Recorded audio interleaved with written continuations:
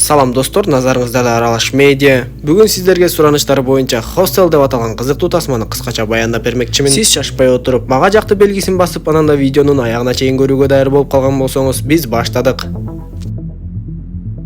Тасманын башында эле Пэкстон, Олли жана Джош аттуу 3 жаш жигиттер менен таанышабыз. Алар жумуштарынан бир канча убакытка бошошкондуктан Европанын ар кайсы өлкөлөрүн кыдырып эс алып жүрүшкөн. Азыркы мезгилде алар Голландияда болчу. Алар жатаканадан орун алышат да кечинде түнкү эс алуучу жайга жөнөп кетишет. Албетте ал жактан кыздар менен таанышышып, ырдап бийлеп жүрүп кеч кайтышат. Алар кайтып келген кезде жанагы жатаканасы бекип калган болот. Анда үчөө эшикти каккылап кыйкырып ызы-чуу чыгара башташат. Бирок аларга эшикти эч ким ачпай, жогору жакта эс алып жаткан адамдардын баары аларды жаман көрүшүп, бир нерселерди ыргытып, чапкылап, кеткиле деп кубалай башташат. Аларды көргөн экинчи кабатта жашаган бир бала ошол жерден чыгуучу тепкич аркылуу үчөөнү өзүнүн бөлмөсүнө чакырып киргизип алат да, силер каяктан келдиңер эле деп тааныша баштайт. Алардын эс алып жүргөндөрүн билгенден кийин ал бала сөзүн баштап эле: "Менимче силер Европанын чыгыш жагына барып эс алып келишиңер керек. Тагыраак айтканда Словакияга. Ал жакта кыздар көп болуп, эркек балдар аз болгондуктан силер кез келген кызды чаап аласыңар" дегендей кылат. Анда жаш америкалык жигиттерге чыгыш Европа кызык көрүндү айтор. Эртеси дароо эле поездге отурушуп Словакияга жөнөп кетишет. Жолдо бара жатканда алардын бөлмөсүнө бир адам кирет да, балдарды сөзгө тартып эле алардын кайсыл жака бара жатканын билип, ар кандай сөздөрдү сүйлөп жатып эле Джошко колун тийгизсе, Джош оройлук менен мамиле кылып, кагып силкип ал адамды кетирип жиберет. Ошентип алар Словакияга да жетип келишип, кайра эле жатаканадан орун алып киришет. Ал жерден алар дароо эле кошуна жашаган кыздар менен таанышканга жетишип, кечинде майрамдоону дагы да улантышат. Бир кезде Джош таза аба жутуу үчүн сыртка чыгып турса, анын жанына бир канча таяк көтөргөн балдар жетип келишет да. Алардын бири Джоштон дароо эле чылым бер же акча бер деп сурай баштайт. Джош эмне кылаарын билбей унчукпай туруп калса, ал жерде баягы поездден жолуккан киши пайда болот да. Жанагы балдарга майда тыйындарды ыргытып коюшса, алар тыйындарды алып качып кетип калышат. Андан соң ал адам Джоштун жанына келет да: "Сен бул балдарга майда чүйдө тыйын тыпыр берип коюшуң керек. Эгер бербей койсоң, бул балдардын колунан баардыгы келет. Керек болсо өлтүрүп деле салышы мүмкүн" деп айтат. Анда Джош ал адамга ыраазычылыгын айтып, ичкериге алып кирип суусундук менен сыйлап, анан да поездден ал адамга кыйкыргандыгы үчүн кечирим сурайт. Дал ушул учурда биз ал адамдын колунда иттин сүрөтү тартылып турганын көрөбүз. Ошентип ал күнү дагы эс алуу аяктап, эртең менен турган Пэкстон менен Джош Оллини издеп эле таппай калышат. Жатакананын кызматкери болсо Оллинин эртең менен чыгып кеткенин айтат. Пэкстон жана Джош Олли менен бир канча жума мурун Европадан таанышкан эле. Эмне ал биз менен ушинтип эле коштошпой эле кетип калдыбы деп таң калышат. Ошентип алар Оллини издейли деп жатышса, ошол жатаканада жашаган дагы бир япон кыздын дагы дос кызы жоголуп кеткен болот. Дос кызы ага Олли менен түшкөн сүрөтүн кетирип жибериптир. Япон кыз чуркап келип Пэкстон менен Джошко ошол сүрөттү көрсөтүп, алар болсо сүрөттү өздөрүнө көчүрүп алышты. Алар Оллини издеп жүрүшкөндө жанагы топ балдар кайра эле алардын алдынан чыгып, Пэкстон менен Джоштон сагыз сурашат.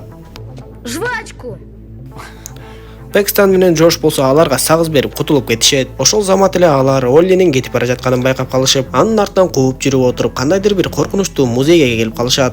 Бирок жанагы алдыда бара жаткан адам Олли эмес эле таптакыр башка адам болуп чыгат. Пэкстон ал адамдан: "Сен Оллинин кийимин каяктан кийип алгансың?" десе, ал адам "Бул менин өзүмдүн кийимим" деп айтып басып кетип калат. Бир аздан соң эле алардын телефонуна билдирүү түшүп, ал жактагы сүрөттө Олли өзүнүн сүрөтүн коюп, жатаканага бара жатам деп жазып коюптур. Анда Пэкстон менен Джош кайрадан жатаканага жөнөшүп, бирок жанагы сүрөттө чындыгында Оллинин башы кесилип турган болот. Кимдир бирөө Пэкстон менен Джошко жалган билдирүү жөнөтүп жибергендей. Анан да ошол Оллини өлтүргөн адам эми жанындагы япон кызды да өлтүргөнү жатканын байкайбыз. Ал эми Пэкстон менен Джош болсо Оллини келет болуш керек деп эле ал күнү ошол жерде эс алып, эртеси ал жерден кетүүнү чечишет. Майрамдап жатып Джош ичимдик ичип алганга айтор, өзүн жаман сезип, башы айланып, жетчү жерине араң жетип жатып калат. Бир аз убакыт өткөндөн кийин мас болуп калган Пэкстон дагы даараткананы издеп жүрүп эле башка бөлмөгө кирип бекилип калат. Ал жакта эч ким ачпай койгондуктан башы айланып ошол жерде эле уктап калды. Эртеси Джош көзүн ачса эле караңгы бөлмөдө колу буту таңылып, жалаңачталып, башына кап кийгизилип отурган болот. Бир аздан соң эле анын жанына бир адам кирип келет да башындагы капты алып, Джоштун жалынганына карабай эле тешкич аппаратты алып, анын денесинин бир-эки жеринен тешип жиберди. Джош ал адамдан кое берип жиберүүнү суранып, Джош анын баягы поезддеги адам экенин дароо тааныды. Ал адам Джоштун бутундагы тарамыштарын кесип салат да колун бошотуп, эшикти ачып Джошко кете бер деп айтат.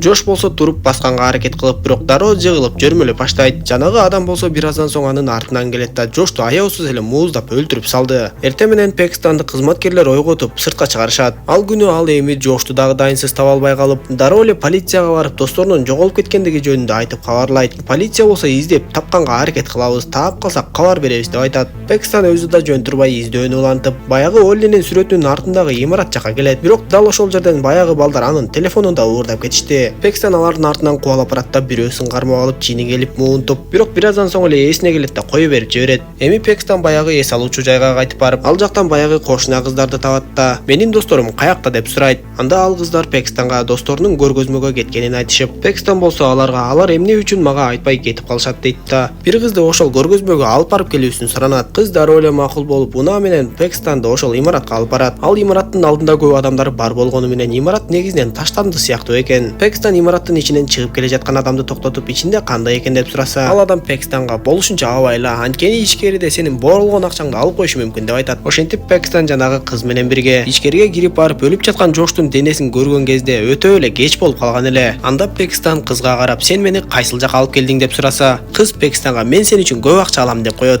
Аңгыча болбой эле Пакистандын артынан чыгып келген эки киши аны кармап калып, караңгы бөлмөгө алып барып, колу бутун таңып отургузуп салышат. Бир канча убакыт өткөндөн кийин бөлмөгө бир адам кирип келет да Пакистанды кыйноого ала баштады. Ал аралоочу аппарат менен Пакистандын кишенин жана эки манжасын кошо кесип салды. Бирок ошол эле замат өзү Пакистандын канына тайгаланып жыгылып түшүп, аралагыч аппарат өзүнүн бутунун бир топ жерин аралап жиберди. Пакистандын колу ооруп жатканы менен колу бошоп калгандыктан жанатан бери көздөп турган жакын жердеги тапанчага жетүүгө мүмкүн болот да жанагы мыкаачы адамды дароо эле атып өлтүрдү. Андан соң кирип келген кароолчуну дагы атып өлтүрүп, бутундагы кишенден бошотуп, жанталашып аман калуу үчүн сыртка чыгып жөнөдү. Ал жанагы мыкаачы адамдарга окшоп башына бет капты да кийип алды. Бирок көп кароолчулар келе жаткандыктан бир бөлмөгө бекинип калып, ал жердеги өлүк адамдар жүктөлгөн арабанын арасына бекинип калат. Бир аздан соң эле ал жака дагы бир мыкаачы адам кирип келип, арабаны башка бөлмөгө сүйрөп барып, өлүктөрдү бирден алып балта менен кескилеп эле алардын денелерин отко ыргытып жатты. Пакистан ошол жерден тура калат да балканы алып, ал адамды башка чаап качып кетти. Качып барып бир бөлмөгө кирип терезеден караса, сырттагы жанагы адамдар менен кошо полициялар да жүргөнүн көрүп,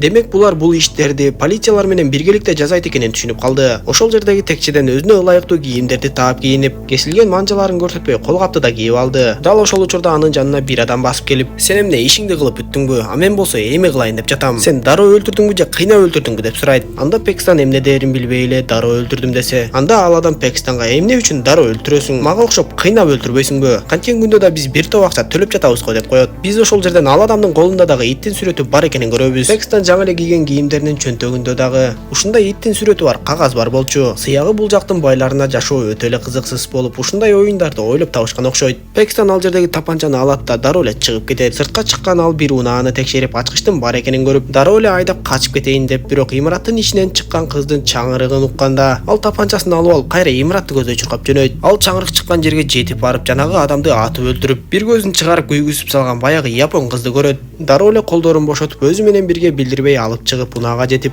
унааны айдап качып кетүүгө мүмкүн болот. Аны байкап калгандар унааларын айдап артынан кубалап жөнөшүп, качып бара жаткан Пакистан бир жерден токтоп калганда, жатаканадагы кошуна кыздарды жана аларды баягы Словакияга баргыла деп үгүттөгөн баланы көрөт. Булар бизди билгизбей эле алдап келген турбайбы деп кыжыры кайнаган Пакистан ошол жерден эле үчөөнү тоголото сүзөт да качып кетет. Ал эми арттан кубалап келе жаткан унааны топ балдар тосуп калышат да акча сурашып. Ал адамдар болсо тапанчаларын алып чыгып кыйкыра башташса эле, балдар аларды дароо эле таш бараңга алып дээрлик өлтүрүп салышты окшойт. Пакистан болсо аларга бир топ сагыздарды берип кутулуп кеткен эле. Алар андан ары бара жатышса, полициялар ар бир эле унааны токтотуп текшерип жатышыптыр. Полициялар кылмышкерлер менен бирге экенин билген Пакистан дароо эле япон кызды алып жөө качып жүрүп отуруп, поезд станциясына жетишкен кезде япон кыз өзүнүн сөлөкөтүн айнектен көрүп калат да Пакистандын айтканын укпай эле келе жаткан поезддин алдына кирип кетип жан берет. Пакистан болсо андан ары полицияларга билинбей поездге киргенге мүмкүн болуп, ал жакта отуруп эле баягы поездде жолуктурган адамды көрүп калат. Пакистан ал адамдын жанагыларга окшогон эле бай мыкаачы экенин түшүнүп, поездден түшкөндөн кийин анын артынан аңдып барып, ал дааратканада отурган кезде ага иттин сүрөтү бар кагазды көрсөтөт да дароо эле анын эки манжасын кесип салат да андан соң өзүн дагы өлтүрүп ал жактан чыгып кетет. Тасманын акыркы кадрларында Пакистан бул каргыш тийген жерден эртерээк жоголуп кетүүнү чечип, келген тарабына кайтып кетип жатканын көрөбүз. Тасма ушундайча соңуна чыгат достор. Видео жаккан болсо мага жакты белгисин басып, дос тааныштарыңыз менен бөлүшүп койгонду унутпаңыз. Кийинки видеодон көрүшкөнчө саламатта болуңуздар.